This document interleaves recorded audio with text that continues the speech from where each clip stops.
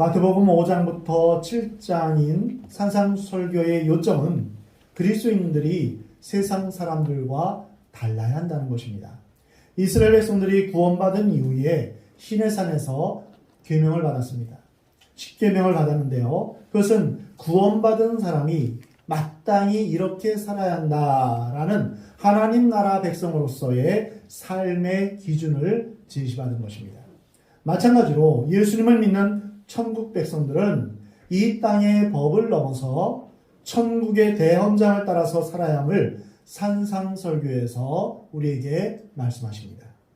그렇습니다. 참된 신앙이란 참된 신앙의 성품에서 비롯되는 것입니다. 구원받은 사람은 성품의 변화가 필연적으로 따라오게 됩니다. 오늘 본문은 구원받은 하나님의 나라 백성들이 지켜야 할 산상설교의 절정이라고 말할 수 있습니다.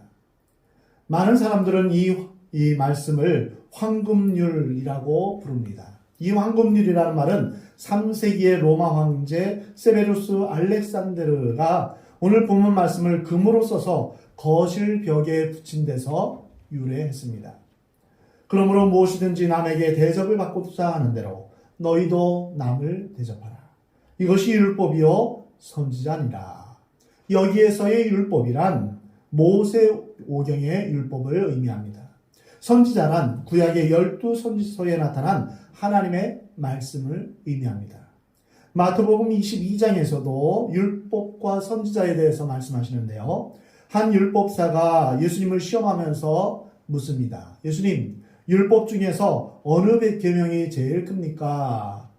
이때 예수님은 내 마음을 다하고 목숨을 다하고 뜻을 다하여 주 너의 하나님을 사랑하라 하셨으니 이것이 크고 첫째 되는 계명이요 둘째도 그와 같으니 내 이웃을 내 자신과 같이 사랑하라 하셨으니 이 두 계명이 온 율법과 선지자의 강령이니라. 그러면 오늘 본문 말씀에서 우리에게 말씀하시는 의미는 무엇입니까? 첫 번째로 참된 신앙은 이웃을 비판과 정죄의 대상으로 보는 것이 아니라 사랑과 섬김의 대상, 즉 대접하는 대상으로 본다는 것입니다. 여러분은 이웃을 어떻게 생각하십니까? 이웃에는 나 아닌 다른 사람으로서 배우자도 될 수 있고 가족도 될 수 있고 가까운 사람이 될 수 있습니다. 또 나와 먼 사람이나 별 상관이 없는 사람이 될 수도 있습니다. 어떤 사람은 이웃 또한 주위 사람들은 모두 나를 위해 존재한다. 내 편의와 또 내 이익을 위해서 다른 사람이 존재한다. 이렇게 생각할 수도 있습니다. 그러나 성경은 그렇게 말씀하시지 않습니다. 우리가 이웃을 만날 때는 모두 섬김의 대상이라는 것입니다. 교회 안에서도 목사든 평시도든 또 장로든 권사든 집사이든 우리는 계급이나 상하관계로 만나는 것이 아닙니다. 교회의 직분은 계급이 아닙니다. 섬기기 위해서 주신 직분입니다. 이웃을 섬기고 대접하기 위해서 우리에게 직분을 허락하신 것입니다. 우리는 서로 사랑으로 만나는 것이며 서로 대접하기 위해서 존재하는 것입니다. 우리 모두는 하나님 안에서 평등합니다. 절대로 사람을 억압하거나 지배해서는 안 됩니다. 창세기 18장에 아브라함은 부지 중에 새 천사를 극진히 대접함으로 놀라운 축복을 받았습니다. 마태복음 18장에 보면 예수님은 비록 어린아이라 할지라도 그들을 안아주시며 사랑하셨습니다. 그리고 누구든지 내 이름으로 이런 어린아이 하나를 영접하면 곧 나를 영접함이다 라고 말씀하셨습니다. 사람에 대한 기본적인 태도는 바로 사랑입니다. 그러나 요즘은 사람을 등급으로 나누는 경우가 얼마나 많이 있는지 모릅니다. 태어나면서 부모의 재산을 가지고 금수저, 은수저, 동수저, 흙수저로 나누고 있습니다. 그러나 재산과 월급의 차이, 직급의 차이가 한 사람의 인격을 평가할 수 없습니다. 마태복음 18장 10절에서 삼가 이 작은 자 중에 하나도 업신여기지 말라라고 말씀하셨습니다. 오늘 본문에서 남에게 대접을 받고자 하는 대로 너희도 남을 대접하라. 이 말씀에는 우리가 다른 사람에게 대접받고 사랑받기 위해서 이기적인 생각으로 다른 사람에게 먼저 대접하라, 그런 뜻이 아닙니다. 주기도문에서 우리가 우리에게 죄 지은 자를 사하여 준 것 같이 우리의 죄를 사하여 주옵소서. 이 기도는 내 죄를 용서받기 위해서 이기적인 동기로 다른 사람의 죄를 용서해야 된다, 이런 뜻이 아닙니다. 내가 하나님으로부터 용서함을 받았기에 나도 다른 사람을 용서하는 것이 마땅하다, 이런 뜻입니다.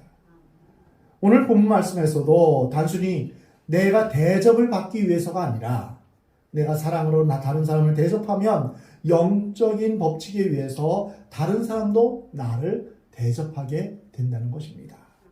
곧 이 메시지의 핵심은 이웃이 비판의 대상이 아니라 섬김의 대상이며 대접하는 대상임을 우리에게 말씀하고 있습니다.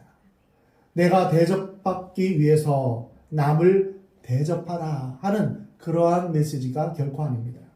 그러기에 이 말씀은 내 이웃을 내 자신과 같이 사랑하라, 이 말씀과 일맥상통한 것입니다. 사랑은 율법의 완성입니다. 모든 계명은 사랑하라, 이 한마디에 다 포함되어 있습니다. 로마서 13장에 남을 사랑하는 자는 율법을 다 이루었느니라. 우리가 죽음의 순간 정말 아쉬운 건 무엇일까요? 우리가 온전히 충분히 사랑하지 못했던 것, 그것만이 아쉬울 것입니다. 로마서 13장에 보면 사랑은 율법의 완성이니라 라고 말씀하십니다. 그러므로 오늘 본 말씀은 온 율법과 선지자의 핵심이 되는 것입니다. 그러면 이러한 하나님 말씀 앞에서 여러분은 이웃에 대해서 어떤 견해를 갖고 계십니까? 혹 나에게 잘해주는 사람에게만 잘해줍니까? 예수님은 이렇게 말씀하셨습니다. 마태복음 5장에서 너희가 너희를 사랑하는 자를 사랑하면 무슨 상이 있으리요? 세리도 이같이 아니하느냐? 또 너희가 너희 형제에게만 무난하면 남보다 더하는 것이 무엇이냐? 이방인들도 이같이 아니하느냐? 참된 이웃이란 레인이나 제사장처럼 사람을 골라서 사랑하는 것이 아니라 선한 사마리아인이 강도 만난 사람에게 조건 없이 행한 것처럼 그렇게 사랑하는 것입니다. 그리스도인에게는 더 이상 미움의 대상이나 무관심의 대상이 있을 수 없습니다. 하나님께서 우리를 조건 없이 우리를 사랑하신 것처럼 우리도 마음을 열고 조건 없이 이웃을 사랑하기로 결심해야 합니다. 또한 오늘 본 말씀은 우리에게 두 번째로 우리는 채권자가 아니라 채무자의 입장임을 보여주십니다. 사람들은 언제나 자기중심적으로 생각을 하는데요. 자신을 채무자, 즉 빚을 진 사람으로 생각하지 않고 채권자, 빚을 받아야 할 사람으로 생각합니다. 이것에 대해 예수님은 마태복음 18장 23절 이하에서 1만 달란트 빚진 자와 100데나리온 빚진 자의 비유로 우리에게 말씀하십니다. 우리는 100데나리온의 빚을 받을 수 있는 채권자의 입장이 아니라 1만 달란트 빚을 우리가 진 채무자의 입장임을 잊지 말아야 합니다. 채권자는 당당하고 교만하며 지배자의 입장을 가지고 있습니다. 반대로 채무자는 고개도 들 수 없는 죄인이요 기가 꺾여 사는 비참한 처지에 있습니다. 그리스도인은 이 엄청난 빚을 탕감받은 채무자입니다. 그러기에 늘 겸손이 있고 감사가 있고 눈물이 있고 은혜가 있고 찬양이 있는 것입니다.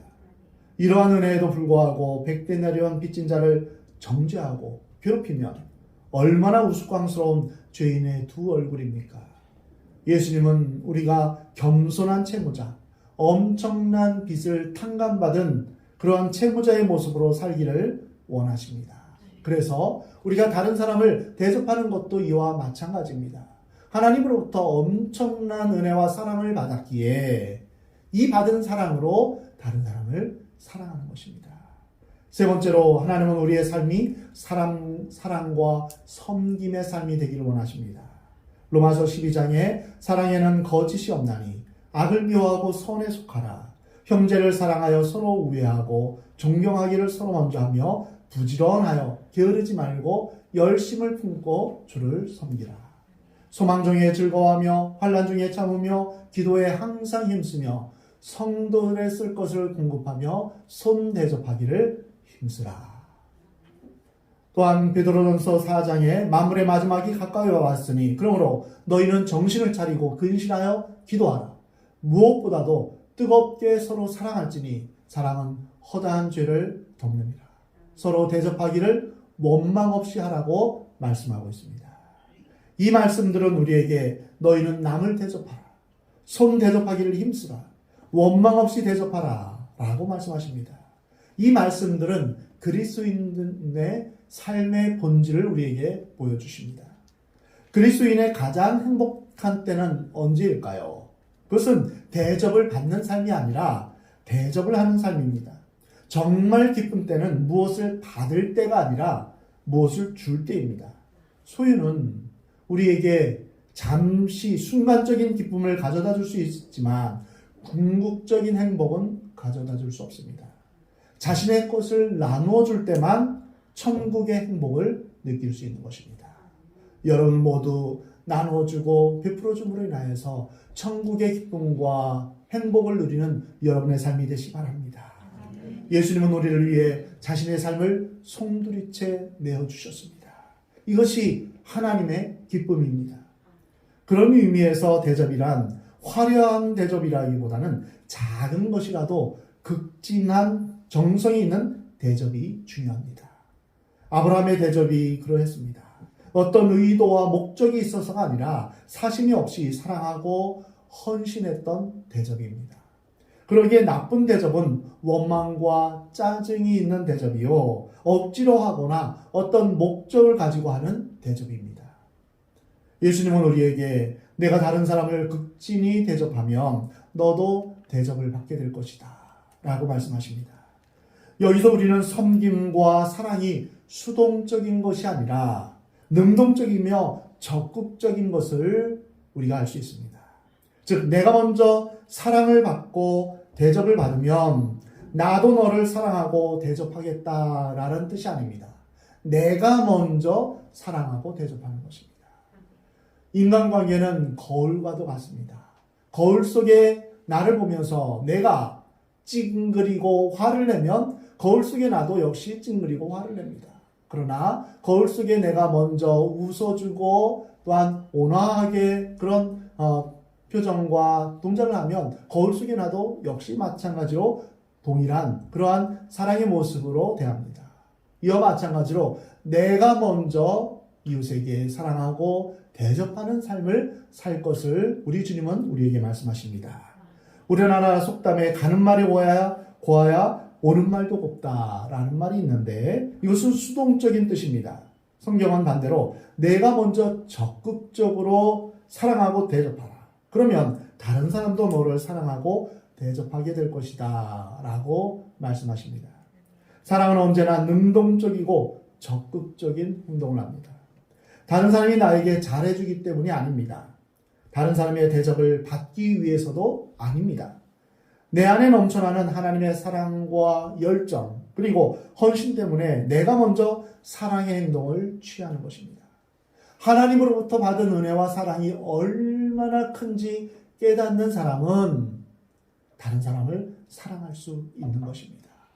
그러기에 우리는 늘 성령으로 충만하며 하나님의 사랑으로 충만하기를 우리는 기도해야 될 것입니다. 아멘. 다른 사람이 왜 나에게 이것을 주지 않나 기대하는 것, 그래서 기대에 못 미칠 때 실망하고 또한 그 사람을 미워하는 것이 아니라 우리가 하나님으로부터 받은 사랑으로 말미암아 우리는 다른 사람을 사랑하는 존재로만 여겨야 됩니다. 그리고 이 말씀에는 네 번째로 정의와 평등의 원칙이 있습니다. 이웃을 향한 대접은 정의로운 사회를 실현하는 열쇠요, 평등한 사회를 이루는 열쇠입니다. 정의와 평등은 사람을 보는 눈에서 출발하고 인간을 대하는 태도에서 결정됩니다. 먼저 대접하고 사랑하고 섬기기 시작하면 정의와 평등은 저절로 이루어집니다. 고용주가 노동자에게 먼저 대접하고 노동자의 입장에서 생각할 때, 또한 노동자는 고용주에게 사랑과 존경을 보내면 노사 문제는 없을 것입니다. 정부가 국민을 위해 섬기고 국민은 정부를 신뢰하면 공의가 이루어질 것입니다. 그러면 먼저 대접하지 못하는 이유는 어디에 있을까요? 그것은 바로 자기중심적인 이기심에서 비롯되는 것입니다. 오늘 본문 말씀과 정반대의 개념이 바로 이기심입니다. 이러한 이기심은 자기만족과 자기방어와 자기관심으로 모든 문제를 끌고 갑니다. 이기심은 나는 더 가질 자격이 있다, 이렇게 말하며 네가 많이 가지면 나는 적게 가진다 라는 식의 싸움을 합니다. 그래서 파이는 일정한데 정해져 있는데 누가 더 많이 차지하느냐, 이거 가지고 이제 싸우게 되는 것입니다. 내가 더 많이 가져야 된다, 내가 대접받아야 된다, 나는 그럴 자격이 있다. 이것이 바로 이기심입니다. 이기심을 이기기 위해서는 우리는 겸손하신 사랑의 주님이신 예수님의 마음이 필요합니다. 빌립보서 2장 5절에 너희 안에 이 마음을 품으라, 곧 그리스도 예수의 마음이니 라고 말씀하십니다. 그는 근본 하나님의 본체시나 종의 형체를 가지셨습니다.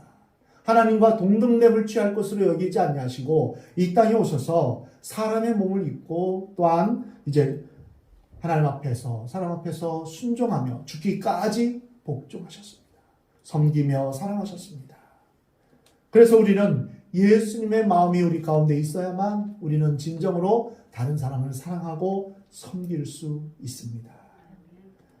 이제 이 황금률, 오늘 본 말씀을 구체적으로 어떻게 적용할 수 있을까요? 첫 번째는 우리는 하나님을 진정으로 사랑해야 됩니다. 마태복음 22장에 보면 예수님께서 내 마음을 다하고 목숨을 다하고 뜻을 다하여 주 너의 하나님을 사랑하라. 이것이 크고 첫째 되는 계명이다. 둘째도 그와 같으니 네 이웃을 내 자신과 같이 사랑하라. 이 두 계명이 온 율법과 선지자의 강령이라고 말씀하십니다. 이웃을 자기 몸과 같이 사랑하는 비결은 하나님을 마음과 힘을 다하여 뜻을 다하여 정성을 다하여 사랑하는 데 있습니다. 하나님을 사랑하면 자연스럽게 이웃을 사랑하는 것입니다. 하나님 사랑과 이웃 사랑이 별개가 아닙니다. 이것은 같은 것입니다. 하나님을 사랑한다면 우리가 하나님의 계명을 지키게 되어 있습니다. 이웃을 사랑하게 되어 있습니다. 처음에는 자기중심적인 사랑을 하지만 나중에 하나님의 마음으로 사랑할 수 있게 되는 것입니다. 그래서 하나님, 내 마음 가운데 하나님을 향한 사랑이 불일 듯 일어나게 없어서 하나님을 전심으로 사랑할 수 있는 마음 허락하여 주옵소서. 이렇게 기도해야 될 것입니다. 두 번째로 우리는 언제나 다른 사람의 입장에서 생각하고 보아야 합니다. 자기가 싫고 귀찮은 것은 상대방도 마찬가지입니다. 반대로 자기가 좋은 것은 상대방도 좋은 것입니다. 자기 입장에서 주장하면 모든 것은 풀리지 않습니다. 상대방의 입장에 서야 합니다. 이러한 이타적인 사랑의 모습을 보여주신 분이 바로 하나님이십니다. 하나님은 인간의 죄의 문제를 다루실 때 하나님 편에서 해결하지 않으시고 인간의 편에서 해결하셨습니다. 그분이 바로 예수 그리스도이십니다. 말씀이 육신이 되어 인간의 몸을 입으시고 인간을 이해하시며 인간을 대표하여 십자가에 죽으셨습니다. 그러므로 우리가 문제를 해결하는 가장 빠른 방법은 입장을 바꿔놓고 생각하는 것입니다. 너는 왜 나 같지 않아? 이렇게 상대방을 추궁하는 것이 아니라 상대방의 입장으로 생각하면 우리는 남을 대접할 수 있습니다. 자신이 용서받기 원하듯 남을 용서하고 자신이 도움을 받고자 하는 대로 남을 도와주며 자신이 칭찬을 받고 싶은 대로 다른 사람을 칭찬하는 것입니다. 자신이 이해를 받고 싶은 대로 다른 사람을 이해하는 것입니다. 다른 사람을 사랑할 때도 상대방이 좋아하는 것을 묻고 상대방이 좋아하는 방식대로 사랑을 해야 됩니다.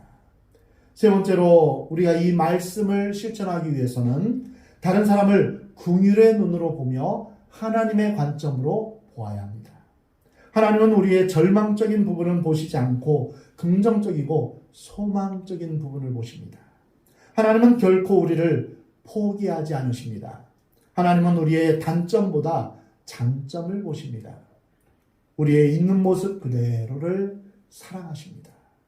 우리의 죄보다는 우리의 회개를 보십니다. 이것이 긍휼의 관점이요 하나님의 관점입니다. 이와 마찬가지로 우리도 다른 사람을 볼 때 평가하고 판단하는 것이 아니라 하나님의 관점으로 보아야 됩니다. 다른 사람을 볼 때 언제나 긍휼의 관점으로 보아야 합니다. 긍휼이 필요하지 않은 사람은 이 세상에 아무도 없습니다. 우리 모두는 긍휼과 관용이 필요합니다. 사랑하는 성도 여러분, 주님께서 우리에게 주신 명령인 남에게 대접을 받고자 하는 대로 너희도 남을 대접하라. 이 말씀을 기억하며 사시기 바랍니다. 그리고 하나님을 사랑하는 마음으로 다른 이웃을 사랑하시기 바랍니다. 그리고 다른 사람의 입장에 서서 생각하며 다른 사람을 긍휼의 눈으로 하나님의 관점으로 바라보며 사랑하시기 바랍니다. 그래서 이웃사랑을 실천하여 천국의 삶을 살아가는 저와 여러분이 되기를 하나님은 원하십니다.